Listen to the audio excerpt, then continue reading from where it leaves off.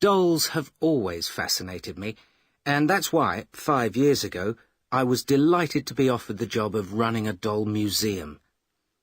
Dolls have existed for thousands of years, and the earliest dolls we know about were found in graves in ancient Egypt. I only wish we could get 1 or 2 for our museum, but we haven't unfortunately got anything as old as that in the museum.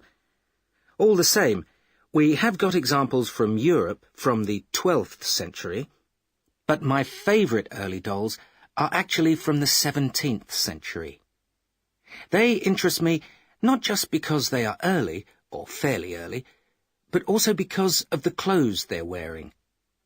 They have their original clothes, and from them we know what the owners wore, since dolls in those days were always dressed like their owners. They were made of the only material readily available for things like this at the time, solid wood, and they were painted in great detail. In fact, on the best examples, like the ones in the museum, the detail includes the 17th century makeup.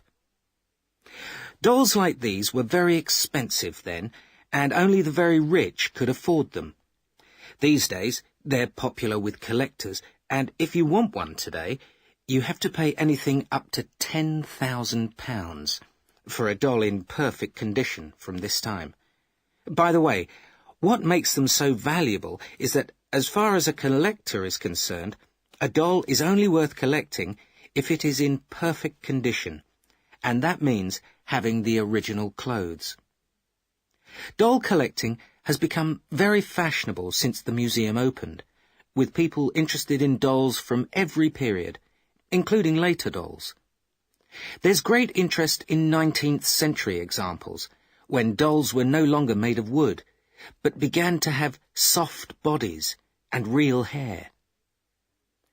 They were very delicate, and few have survived, meaning such a doll would be worth about £2,000, perhaps a bit more.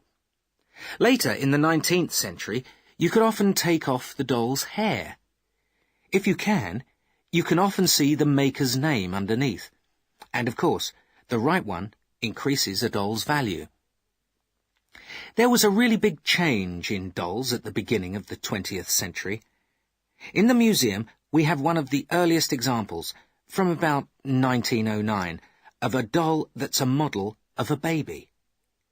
Previously, all dolls, the earlier ones, were little adults.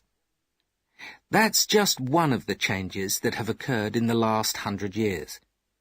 Another, again, is to do with what dolls are made of. Although dolls with soft bodies continued, after about 1930, plastic began to be used.